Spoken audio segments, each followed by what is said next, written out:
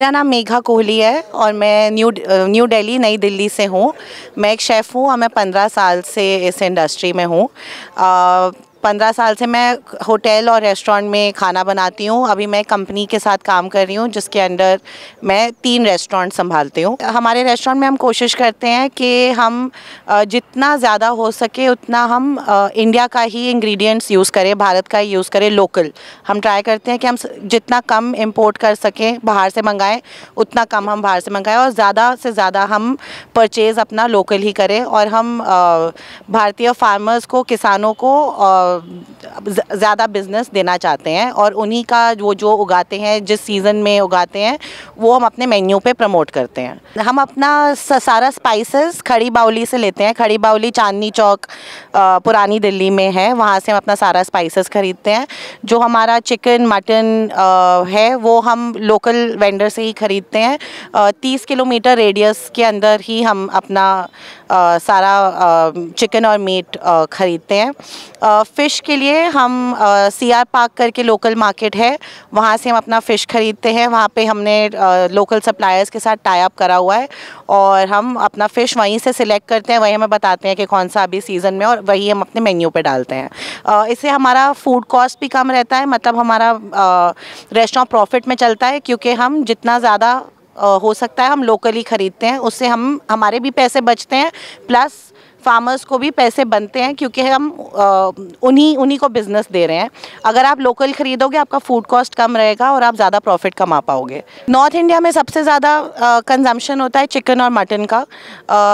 East India में ज़्यादा sea food का होता है और साउथ में दोनों का हेल्दी मिक्स है, लेकिन नॉर्थ में सबसे ज़्यादा चिकन एंड मटन होता है, उसके बाद सी फूड। नॉर्थ मतलब दिल्ली और गुड़गांव, हरियाणा, यहाँ पे हम पंजाब, यहाँ पे ज़्यादा मीट और चिकन कंज्यूम होता है।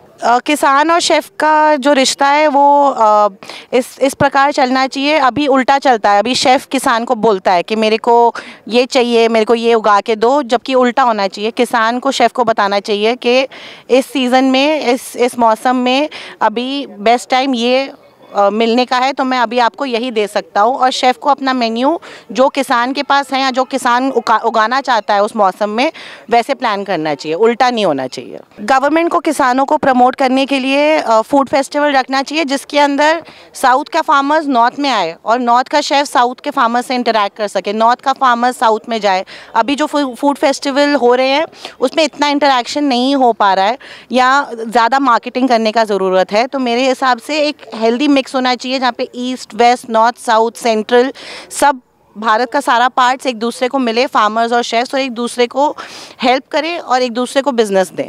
तो मेरे हिसाब से ये मेन चीज़ गवर्नमेंट को करनी चाहिए। उसके अलावा सब्सिडीज़ देनी चाहिए फार्मर्स को, ताकि फार्मर्स को ऐसे क्रॉप्स पे सब्सिडीज़ देनी चाहिए जिससे उगाने से धरती का सॉइल भी बेटर होगा और आपका हेल्थ भी बेटर होगा और प्लैनेट का हेल्थ भी बेटर होगा। तो ऐसी चीज़ें अगर फार्मर्स उगाएँ तो गवर्नमेंट को उनको सब्सिडीज़ देनी चाहिए ताकि वो ज़्यादा उगाएँ। नमस्ते, मेरा नाम श्रीदुला चैटर्जी है। मैं एक शेफ़ हूँ दिल्ली से। मेरे 2 रेस्टोरेंट है और रेस्टोरेंट में हम कोशिश करते हैं कि साल में कम से कम 3 या 4 नए मेन्यू हम डिज़ाइन करें और लॉन्च करें, जिससे कि हर सीज़न का खाना, हर सीज़न का प्रोड्यूस हम यूज़ कर सके।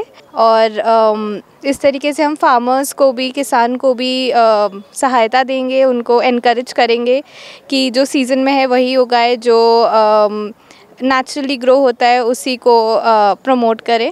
किसान और शेफ़ को नॉलेज जो शेयर करना चाहिए वो है कि किसान को बताना चाहिए शेफ़ को कि किस सीज़न में क्या ग्रो होता है, क्या उगाया जाता है, क्या मिलता है, क्या चीज़ सबसे ज़्यादा लाभदायक होगी, और उस हिसाब से शेफ़ को अपना खाना, अपना मेन्यू मैनेज करना चाहिए, प्रेजेंट करना चाहिए। और अभी जैसे कि एकदम उल्टा होता है, जो शेफ़ मांगता है तो कड़ी धूप में भी गाजर मिलता है, मई जून के महीने में भी गाजर मिलता है, जबकि वो एक विंटर क्रॉप है। तो मुझे लगता है कि ये दूसरी तरीके से होना चाहिए, जहाँ पे किसान शेफ़ को बताए कि क्या यूज़ करना चाहिए और क्या नहीं, और किस सीज़न में। मेरा नाम शुभम है और मैं क्लाइमेट एक्टिविस्ट हूँ। मैं पर्यावरण के ऊपर काम करता हूँ। हमारा पर्यावरण जो बदलने वाला है नेक्स्ट 6 सालों में, वो 1.5 डिग्री राइज जो हमारा लाइक पृथ्वी के ऊपर बढ़ गया है, उसके वजह से एग्रीकल्चर को बहुत इम्पैक्ट हो रहा है। इंडिया का नीति आयोग बोलता है कि इंडिया का 21 स्टेट्स में पानी ख़त्म हो चुका है, जैसे चेन्नई है। कुछ जगहों में ड्रॉट है, जैसे महाराष्ट्र में विदर्भ मराठवाड़ा रीजन है, और फार्मर्स का लाइफ बहुत ही इम्पैक्ट हो रहा है। हर 10 मिनट में एक फार्मर मर जाता है। ये 2010 का रिपोर्ट है, उसके बाद से ये डेटा भी लेना बंद कर दिए है लोगों ने। हमारा कंट्री में मार्जिनल फार्मर ज़्यादा है कि लाइक 3 एकड़ के कम ज़मीन उनके पास है, तो वो ज़्यादातर कमर्शियलाइजेशन ऑफ फार्मिंग और कैपिटलिज्म के वजह से वो अभी मिडल मैन के चक्कर में अटक गए हैं। उसके ऊपर से ये डिजीज़ आ रहा है, उसके ऊपर से आपका पर्यावरण बदल रहा है। तो फार्मर का लाइफ एस्पिरेशनल और इंस्पिरेशनल, फार्मर का जॉब एस्पिरेशनल और इंस्पिरेशनल नहीं रहा है। वो लोग अपना लड़कों को भेजता है बाहर सिक्योरिटी गार्ड बनने के लिए, क्योंकि 8,000 रुपये धूप में ना खड़ा होकर मिल सकता है। अभी ये अगर अपना ट्रेंड है तो फिर अपना 65% जो अपना वर्कफोर्स है वो कहाँ जाएगा, वो कैसे काम करेगा? तो ये जो फार्मिंग जो इम्पैक्ट हो रहा है उसके ऊपर थोड़ा थोड़ा करके लेबर का बहुत बड़ा प्रॉब्लम है। अभी लेबर अगर अच्छे लाइक पैसे का रेंज पे नहीं मिलेगा, या कास्ट कल्चर क्रीड इसके वजह से डिवाइड चालू होता है, तो आस्ते आस्ते लेबर अगर हट जाएगा तो कमोडिटी प्राइसेस बढ़ता जाएगा। अभी लेबर को हम लोग कैसे रखें ये मार्केट में? हम लोग नहीं रख सकते, क्योंकि बाहर बहुत गर्मी बढ़ गया है, वो लोग काम नहीं कर पा रहे हैं। वो लोग लाइक अपना जो खेती में काम है वो हार्ड वर्क है, और वो करना इतना धूप में पॉसिबल भी नहीं हो रहा है कुछ जगहों पे। मगर एग्रीकल्चर लैंड्स हम लोग एक जगह से लेके दूसरे जगह पे शिफ्ट नहीं कर सकते। हम लोग इतना लार्ज स्केल, इंडिया का पॉपुलेशन 2nd लार्जेस्ट पूरा वर्ल्ड में है, तो इस जगह में अगर पानी ख़त्म हो जाए कुछ जगहों पे, या फ्लड आ जाए कुछ जगहों पे, तो वो एक सीज़न का लॉस होता है। हम लोग देखे ये कोविड पे, लेयर्ड पोल्ट्री है, उसमें फ़ीड नहीं मिल रहा था, तो फ़ीड नहीं मिल रहा था तो चिकन को दफना दे रहे थे। फार्मर्स को उस इनपुट्स अगर नहीं मिल रहा है, या ट्रक्स नहीं मिल रहा है कोविड का टाइम पे, तो वो लोग पहुंचा नहीं पा रहे हैं अपना सामान। तो उनका लाइक वो लोग बोल रहे कि लाइक हम लोग लेबर भी क्यों यूज़ करें उधर अपना फील्ड पे, क्योंकि वो लेबर 2 रुपये पर क्रेट के लिए भाव बन जाता है, और उसका यूनिट प्राइस भी लाइक लॉस मेकिंग हो जाएगा अगर लेबर लगा। उससे बेटर है सड़ने देते हैं। इन जनरल फार्मिंग का प्रॉब्लम है हमारा कंट्री में और बढ़ता जा रहा है, मगर हमारा इधर से FPOs बन रहे हैं, हमारा इधर से कोऑपरेटिव्स बन रहे हैं, और वो लोग कोशिश कर रहे हैं। मगर टॉप डाउन अप्रोच जो है वो बहुत स्लो है। गवर्नमेंट फेवर कर रहा है आजकल बड़ा कॉरपोरेट्स, क्योंकि वो सिंपलर सोल्यूशंस होता है।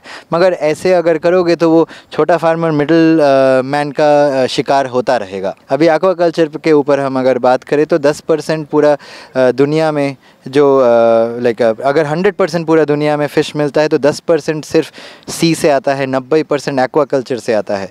और इंडिया गियर अप कर रहा है in the next few years to become the largest, 2nd largest producer of fish पूरा दुनिया में। अभी ये अगर अपना ट्रेजेक्टरी है और सॉयल डेजर्टिफिकेशन हो रहा है, तो सॉयल क्वालिटी पुअर हो रहा है, तो फार्मर्स अपना जगह डिग अप करके फ़िश फार्मिंग चालू कर रहे हैं। मगर अचानक आप देखोगे सैम वेस्ट बंगाल के रीजन में अचानक फ्लड आ गया, तो उसका एक सीज़न में वो भी ख़त्म हो गया। तो मैं जो मानता हूँ कि लाइक ये जो वर्ल्ड ट्रेड है जो हम लोग दूसरे कंट्री से ले रहे, जैसे यूक्रेन में अभी क्राइसिस हो गया, मगर यूक्रेन है like 5th largest producer of wheat या 2nd largest producer of wheat in Europe and then the world. And so एक छोटा कंट्री में इम्पैक्ट जो जितना बड़ा लाइक इतना लाइक रिस्पॉन्सिबिलिटी है एक कमोडिटीज़ एक चीज़ों का, तो वर्ल्ड कोलैबोरेशन बढ़ना चाहिए। क्लाइमेट क्राइसिस के ऊपर हम लोग को देखना चाहिए कि लाइक हम लोग कैसे अपना लाइक रिसोर्सेज बेटर यूटिलाइज़ करें। ये फार्मर्स प्रोटेस्ट हम लोग देखे कि लाइक पानी ख़त्म हो गया ट्यूबवेल्स में, 300 फीट अभी डिग करना पड़ रहा है, पहले 150 फीट, पहले 60 फीट, फिर 150 फीट, अभी 300 फीट। तो अभी ये जो फार्मर्स है वो प्रोटेस्ट तो करने आएंगे क्योंकि मिनिमम सेलिंग प्राइस नहीं मिलता है। मगर मिनिमम सेलिंग प्राइस भी अभी MSP मिल रहा है कुछ चीज़ों के ऊपर, हर चीज़ के ऊपर नहीं। ये फिशरीज़ का एंटायर एक्वाकल्चर का एंटायर सेगमेंट बहुत ही अनऑर्गेनाइज्ड है, उसके लिए रेगुलेशंस नहीं है। कुछ ख़राब अगर लोग लाइक मेडिसिन केमिकल्स बेच रहे तो उनको भी रेगुलेट करने का कोई व्यवस्था नहीं है। तो मैं ये मानता हूँ कि लाइक अगले दिनों में ये हम जैसे फ़िश वेलफेयर इनिशिएटिव के साथ आज राउंड टेबल किए, तो वैसे और करता रहना पड़ेगा, और मोर फार्मर्स को हम लोग को इसके अंतर्गत करके फिर उन लोगों को फैसिलिटेट करना पड़ेगा कॉन्वर्सेशन, क्योंकि इंडिया में हम लोगों को लाना जानते हैं, मगर कौन कैसे बात करे, किससे जो कम बात करे उसके अंदर भी कुछ अच्छा होगा। ये फैसिलिटेशन हमारा जो ये पंचायत या वो सब सिस्टम में नहीं होता है, वो पॉलिटिसाइज हो जाता है।